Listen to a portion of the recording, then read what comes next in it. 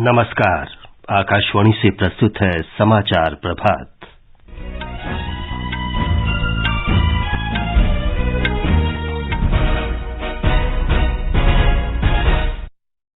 प्रधानमंत्री नरेंद्र मोदी 70,000 से अधिक नवनियुक्त कर्मियों को आज नियुक्ति पत्र वितरित करेंगे। महाराष्ट्र के रायगढ़ में भूस्खलन स्थल से 22 शव निकाले गए। एनडीआरएफ का बचाव अभियान जारी। स्वतंत्रता दिवस समारोह की तैयारियों को देखते हुए दिल्ली पुलिस ने आज से पैराग्लाइडर, पैरामोटर, हैंग ग्लाइडर, मानव रहित विमानों और माइक्रोलाइट विमानों की उड़ान पर प्रतिबंध लगाया। मौसम विभाग के अनुसार जम्मू कश्मीर, लद्दाख, पंजाब और उत्तरी हरियाणा में तेज बारिश की आशंका। और क्रिकेट में विराट कोहली ने वेस्टइंडीज के खिलाफ दूसरे टेस्ट में अपना 29वां शतक लगाया। डॉन ब्रैडमैन के सर्वाधिक टेस्ट शतकों के रिकॉर्ड की बराबरी की।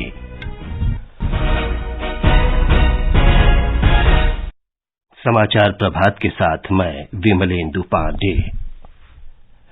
प्रधानमंत्री नरेंद्र मोदी आज देश में 44 स्थानों पर रोजगार मेले में वर्चुअल माध्यम से 70,000 से अधिक नियुक्ति पत्र वितरित करेंगे। केंद्र सरकार के विभागों के साथ राज्य सरकारों और केंद्र शासित प्रदेशों के विभिन्न विभागों में ये भर्तियां हो रही हैं। एक रिपोर्ट। नवनियुक्त कर्मी राजस्व, वित्तीय सेवा, डाक, स्कूल शिक्षा, रक्षा, स्वास्थ्य और परिवार कल्याण मंत्रालय और केंद्रीय सार्वजनिक क्षेत्र के उपक्रमों सहित विभिन्न मंत्रालयों और विभागों में कार्य करेंगे। रोजगार मेला रोजगार सृजन को सर्वोच्च प्राथमिकता देने की प्रधानमंत्री की प्रतिबद्धता को पूरा करने की दिशा में एक कदम है। उम्मीद है कि ये मेला आगे रोजगार सृजन में उत्प्रेरक के रूप में कार्य करेगा और युवाओं को उनके सशक्तिकरण और राष्ट्रीय विकास में भागीदारी का अवसर प्रदान करेगा। नवनियुक्त कर्मियों को कर्मयोगी प्रारंभ के माध्यम से स्वयं को प्रशिक्षित करने का अवसर भी मिल रहा है, जहां 580 से अधिक ई लर्निंग पाठ्यक्रम उपलब्ध हैं। समाचार कक्ष से विशाल शर्मा। भारत और श्रीलंका ने आर्थिक सहयोग से जुड़े महत्वपूर्ण क्षेत्रों में 5 महत्वपूर्ण समझौते किए हैं। प्रधानमंत्री नरेंद्र मोदी और श्रीलंका के राष्ट्रपति रानिल विक्रमसिंघे ने कल नई दिल्ली में द्विपक्षीय बैठक की। विदेश सचिव वीना मोहन क्वात्रा ने कहा कि इनमें नवीकरणीय ऊर्जा और श्रीलंका के त्रिंकोमाली में आर्थिक विकास परियोजना पर सहयोग से संबद्ध समझौता शामिल है। श्रीलंका में यूपीआई के जरिए लेन देन के लिए NIPL और श्रीलंका पे के बीच समझौता हुआ है। इससे दोनों देशों के बीच भुगतान प्रणाली आसान होगी। The first was the MOU on renewable energy. The focus of this MOU is relating to the specific cooperation in wind, solar segments of renewable energy. Also on establishing high capacity inter-grid connectivity in the power sector between India and Sri Lanka. The second one, Trincomalee for industry, energy and economic cooperation. विदेश सचिव ने कहा कि दोनों देशों के बीच पर्यटन क्षेत्र में सहयोग पर प्रमुख रूप से चर्चा की गई। दोनों नेताओं ने विस्तारित संपर्क और मजबूत आर्थिक साझेदारी पर केंद्रित द्विपक्षीय संबंधों को और विकसित करने के लिए अपने साझा दृष्टिकोण का उल्लेख किया। संसद के दोनों सदनों की कार्यवाही कल लगातार दूसरे दिन मणिपुर हिंसा और अन्य मुद्दों पर हंगामे के कारण दिन भर के लिए स्थगित कर दी गई। पहले स्थगन के बाद लोकसभा की कार्यवाही दोबारा शुरू होने पर कांग्रेस, DMK, जनता दल यूनाइटेड, शिवसेना, उद्धव ठाकरे गुट और अन्य दलों के सदस्यों ने इस मुद्दे पर नारेबाजी की और सदन के बीचों बीच आ गए। ये सदस्य मणिपुर हिंसा मामले में प्रधानमंत्री नरेंद्र मोदी के स्पष्टीकरण की मांग कर रहे थे। संसदीय कार्य मंत्री प्रहलाद जोशी ने कहा कि सरकार इस मुद्दे पर चर्चा के लिए तैयार है। उन्होंने आरोप लगाया कि विपक्ष सदन में मणिपुर हिंसा के मुद्दे पर चर्चा नहीं होने दे रहा है। उधर राज्यसभा में सभापति जगदीप धनखड़ ने राष्ट्रीय राजधानी क्षेत्र दिल्ली सरकार संशोधन विधेयक 2023 सहित विभिन्न मुद्दों पर चर्चा के लिए समय के आवंटन के संबंध में कार्य सलाहकार समिति के निर्णयों की घोषणा की। राजस्थान के मुख्यमंत्री अशोक गहलोत ने राज्य मंत्री राजेंद्र गुढ़ा को अपने मंत्रिपरिषद से बर्खास्त कर दिया है। श्री गुढ़ा पिछले काफी समय से सरकार के खिलाफ बयानबाजी कर रहे थे। राजेंद्र गुढ़ा ने राज्य विधानसभा में बयान दिया कि राज्य सरकार राज्य में महिलाओं को सुरक्षा देने में विफल रही है।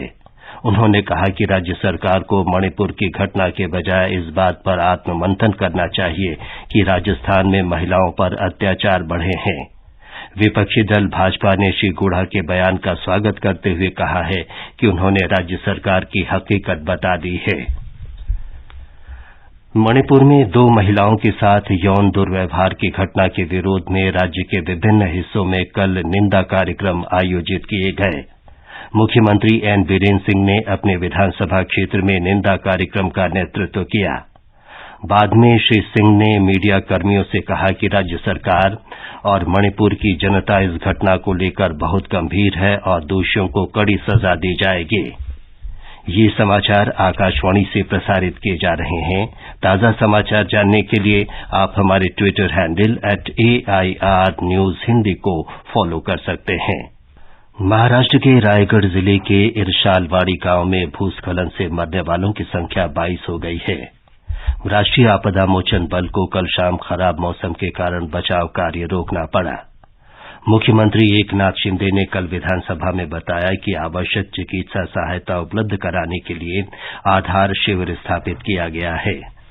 विस्थापित परिवारों की सहायता के लिए आवश्यक प्रबंध किए जा रहे हैं। श्री शिंदे ने कहा कि सरकार ने भूस्खलन की आशंका वाले क्षेत्रों से लोगों को सुरक्षित स्थानों पर ले जाने का फैसला किया है। मुख्यमंत्री ने बताया कि इरशालवाड़ी गांव के सभी 48 पीड़ित परिवारों के लिए स्थायी आवास का निर्माण कराया जा रहा है। आकाशवाणी से विशेष बातचीत में राष्ट्रीय आपदा मोचन बल के महानिदेशक अतुल करवाल ने बताया कि स्थिति पर बारीकी से नजर रखी जा रही है। रायगढ़ जिले में जो एक मड स्लाइड में एक गांव के 15 से 20 घर दब गए हैं, उसमें एनडीआरएफ की टोटल 4 टीमें वहां तैनात हैं जो काम कर रही हैं और हमारे जो कमांडिंग अफसर हैं उस बटालियन के वो भी वहां खुद मौजूद हैं। इसमें कुल 22 शव बरामद हुए हैं। वहां वर्किंग कंडीशंस मुश्किल है क्योंकि 15 से 25 फुट की कीचड़ की परत है जिसके नीचे घर दबे हुए हैं और ये जगह रोड से कोई 3 किलोमीटर ऊपर है कच्चे रास्ते से, तो हमारी मशीनरी हम वहां नहीं ले जा पा रहे हैं और बारिश लगातार चालू है। और दूसरी दिक्कत है कि अभी और मड स्लाइड होने की पॉसिबिलिटी है और ऊपर एक बड़ा फोर्ट भी है जिसकी भी फाउंडेशन थोड़ी बारिश के कारण कम हो गई है। तो इन स्थितियों में एनडीआरएफ वहां काम कर रही है। हमें आशा है कि हम और लोगों को भी इसमें से निकाल पाएंगे और किसी को जीवित भी ढूंढ पाएंगे। जम्मू श्रीनगर राष्ट्रीय राजमार्ग पर आज गाड़ियों का आवागमन बंद कर दिया गया है। 270 किलोमीटर लंबा ये राजमार्ग एकमात्र ऐसा 12मासी सड़क मार्ग है जो कश्मीर घाटी को देश के बाकी हिस्सों से जोड़ता है। कल रात से हो रही मूसलाधार बारिश और आमबन सेक्टर में मेहाद, दिलवास तथा T2 सुरंग के पास भूस्खलन को देखते हुए प्रशासन ने ये फैसला किया है। तेलंगाना में विशेषकर उत्तरी जिलों में पिछले 24 घंटे के दौरान मूसलाधार वर्षा से राज्य के कई हिस्सों में जनजीवन पर असर पड़ा है। राज्य में गोदावरी सहित कई नदियां उफान पर हैं। मौसम विभाग ने अगले 48 घंटे के दौरान कोमाराम भीम, आसिफाबाद, मंचेरियल, निर्माल और निजामाबाद जिलों में कुछ स्थानों पर तेज वर्षा का पूर्वानुमान व्यक्त किया है। मौसम विभाग ने जम्मू कश्मीर, लद्दाख, गिलगित बल्तिस्तान, मुजफ्फराबाद, पंजाब और उत्तरी हरियाणा में आज मूसलाधार वर्षा का अनुमान व्यक्त किया है। स्वतंत्रता दिवस समारोह की तैयारियों को देखते हुए दिल्ली पुलिस ने आज से पैराग्लाइडर, पैरामोटर, हैंग ग्लाइडर, मानव रहित विमानों और माइक्रोलाइट विमानों की उड़ान पर प्रतिबंध लगा दिया है। ये आदेश 16 अगस्त तक प्रभावी रहेगा। आपराधिक और असामाजिक तत्वों तथा भारत विरोधी आतंकी गतिविधियों को नियंत्रित करने के प्रयोजन से ये आदेश जारी किया गया है। वेस्टइंडीज ने ट्रिनिडाड के पोर्ट ऑफ स्पेन में कल दूसरे क्रिकेट टेस्ट के दूसरे दिन भारत की पहली पारी के 438 रन के जवाब में खेल समाप्त होने तक 1 विकेट के नुकसान पर 86 रन बना लिए थे। वेस्टइंडीज पहली पारी के आधार पर अब भी भारत से 352 रन पीछे है। भारत के लिए विराट कोहली ने 121 रन बनाकर महान बल्लेबाज सर ड्रॉन ब्रैडमैन के 29 टेस्ट शतकों के रिकॉर्ड की बराबरी कर ली है। कप्तान रोहित शर्मा के 80, रविंद्र जडेजा के 61 रन और रविचंद्रन अश्विन की 56 रन की पारी की मदद से भारत पहली पारी में बड़ा स्कोर बनाने में कामयाब रहा। ये समाचार हमारी वेबसाइट newsonair.gov.in/hindi पर भी उपलब्ध हैं। और अब आज के समाचार पत्रों की सुर्खियों के साथ हैं नवीन सक्सेना। धन्यवाद विमलेंदु। मणिपुर मुद्दे पर संसद में दूसरे दिन भी हंगामा अखबारों की बड़ी खबर है। जनसत्ता की सुर्खी है, प्रधानमंत्री के बयान पर अड़ा विपक्ष, फिर नहीं चली संसद। नवभारत टाइम्स लिखता है, सरकार बोली विपक्ष चर्चा के लिए गंभीर नहीं। भारत और श्रीलंका के बीच आर्थिक समझौते पर हिंदुस्तान का कहना है, श्रीलंका में भी यूपीआई चलेगा। अभी 3 देशों फ्रांस, संयुक्त अरब अमीरात और सिंगापुर ने अपनाई है यूपीआई सेवा। राजस्थान पत्रिका लिखता है, रामेश्वर से बहाल होगी फेरी सेवा। बौद्ध सर्किट और रामायण ट्रेल को बनाया जाएगा लोकप्रिय।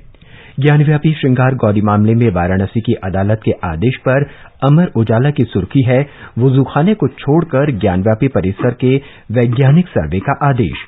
वैज्ञानिक जांच करके भारतीय पुरातत्व सर्वेक्षण ASI बताए, क्या मंदिर के ऊपर बनी है मस्जिद। 7 पेश का आदेश, 11 बिंदुओं पर सर्वे, 4 अगस्त को फिर सुनवाई।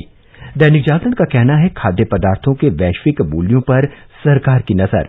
यूक्रेन के खाद्य निर्यात पर रूस की पाबंदी से वैश्विक स्तर पर खाद्यान्न के मूल्य में बढ़ोतरी की आशंका।